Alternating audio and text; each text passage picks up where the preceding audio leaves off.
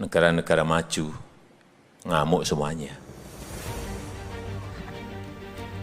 Yang mulia, para pemimpin Uni Eropa dan ASEAN, saya harus mengatakan bahwa kemitraan kita tidak semuanya baik-baik saja.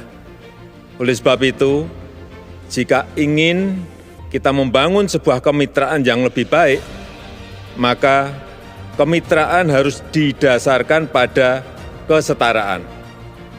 Tidak boleh ada pemaksaan.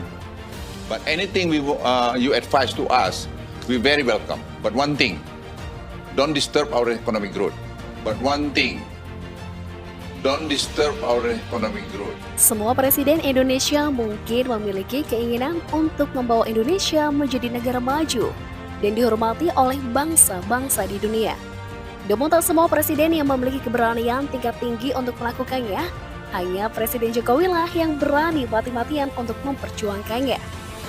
Presiden Soekarno dulu pernah melakukannya, namun ia kalah oleh gempuran negara-negara barat lewat tangan-tangan licik para pengkhianat yang bisa dibayar demi kepentingan pribadi. Sekian lama Indonesia tertidur berbantalkan order baru, berselimutkan reformasi. Visi besar Soekarno pun tertidur pulas dininabobokan para pemimpin negeri yang silih berganti. Hingga datanglah Jokowi, sosok sederhana bermental baja bernyali singa pemberani. Memiliki visi besar seorang Soekarno dan dibekali keberanian 100 kali lipat dari sang bapak proklamator. Bahwa sekarang kita hidup dalam sebuah lingkungan global yang sangat dinamis. Sangat dinamis. Oleh sebab itu, kita harus mencari sebuah model baru, sebuah cara baru, nilai-nilai baru dalam mencari solusi dari setiap masalah-masalah yang kita hadapi. Dan kita semuanya harus mau dan akan kita paksa untuk mau.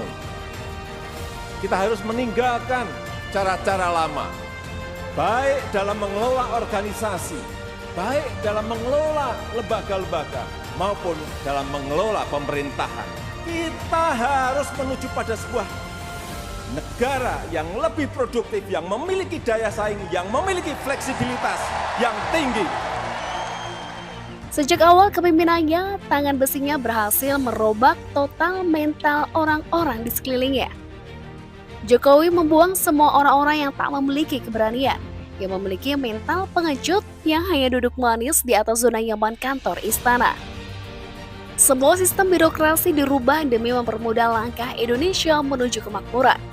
Tak hanya di dalam negeri, Presiden Jokowi juga menunjukkan taringnya di kancah internasional. Amerika Serikat dan Australia yang sekian lama mengeruk hasil bumi Indonesia ditendang keluar dari tanah Papua. China dan Uni Eropa dipaksa berinvestasi di Indonesia demi mendapatkan nilai tambah dari hasil tambang bumi pertiwi. Dalam setiap forum internasional, Jokowi dan para menterinya tak lagi seperti pemimpin sebelumnya yang selalu duduk manis menjadi pendengar. Delegasi Indonesia kini semakin dihormati dunia karena selalu aktif bersuara melawan ketidakadilan. Sehingga Indonesia di bawah kepemimpinan Jokowi kini semakin ditakuti sekaligus disegani dunia.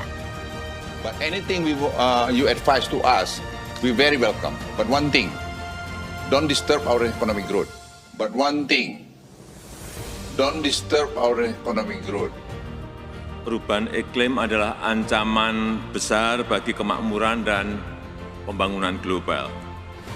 Dengan potensi alam yang begitu besar, Indonesia terus berkontribusi dalam penanganan perubahan iklim, serta pengembangan industri berbasis clean energy, termasuk pembangunan kawasan industri hijau terbesar di dunia di Kalimantan Utara. Tetapi hal itu tidak cukup. Kami, terutama negara yang mempunyai lahan luas yang hijau dan potensi untuk dihijaukan, serta negara yang memiliki laut luas yang potensial menyumbang karbon, membutuhkan dukungan dan kontribusi dari internasional, dari negara-negara maju. Pertanyaannya, seberapa besar kontribusi negara maju untuk kami? transfer teknologi apa yang bisa diberikan. The President of Indonesia stated a few days ago in this great hall of nations, and I quote, "We must promote a win-win approach in building relations among states that is mutually beneficial," unquote. Indeed, such a call was echoed by world leaders throughout this prominent week. But this ignorant country chooses the contrary. At times of an emergency health crisis and great economic adversity, it prefers to instill enmity and sow division by guising their advocacy for separatism with flowery human rights concern. The accusation of human rights is typical. A tall tale that they sell and stage over the years in the hall. Let me tell them, you are no representation of the people of Papua. And stop fantasizing of being one. Kita mungkin tidak merasakan langsung masa kepemimpinan Presiden Soekarno. Namun kita harus bersyukur karena kita berada masa Presiden Jokowi. Dari Presiden Jokowi kita jadi paham bagaimana visi Presiden Soekarno dulu untuk bangsa ini. Keduanya memiliki visi untuk membawa Indonesia menjadi negara kaya. Indonesia punya segalanya untuk sampai ke sana. Dari sisi sumber daya alam, Indonesia memiliki minyak, gas, emas, dan banyak lagi mineral lainnya. Bahkan ada banyak negara-negara maju di dunia yang sangat tergantung pada hasil bumi Indonesia. Untuk membawa Indonesia menjadi negara kaya, Presiden Jokowi juga sudah membangun fondasi yang kuat, yaitu infrastruktur yang merata. Langkah selanjutnya tinggal membawa para investor baru untuk membangun smelter perusahaan mereka di Indonesia. Ketergantungan negara-negara maju pada hasil bumi Indonesia menjadi senjata pamungkas Presiden Jokowi untuk melakukan hilirisasi industri. Namun ketika investor asing mulai masuk ke Indonesia, pihak-pihak pembenci Jokowi malah memprovokasi rakyat dengan mengatakan Jokowi adalah antek asing, hingga menuduh Jokowi akan menjual Indonesia ke pihak asing. Para mafia yang tak lagi bisa mengambil keuntungan dari uang negara marah besar, hingga mencoba menggerakkan massa untuk demo dan memfitnah Jokowi. Benar kata Soekarno dulu, perjuanganku lebih mudah karena mengusir penjajah, tapi perjuanganmu akan lebih sulit karena melawan bangsamu sendiri.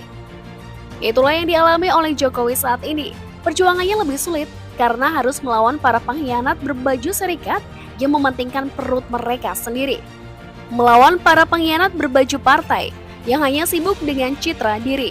Melawan orang-orang dengan pemikiran salah dan mental terjajah yang sangat mudah terprovokasi. Kita butuh Jokowi, presiden pemberani yang memiliki mental singa betulan untuk memimpin negeri ini. Bukan pemimpin yang pintar berkoar-koar, namun ketika turun ke lapangan, meringkuk tak berdaya karena tak memiliki keberanian.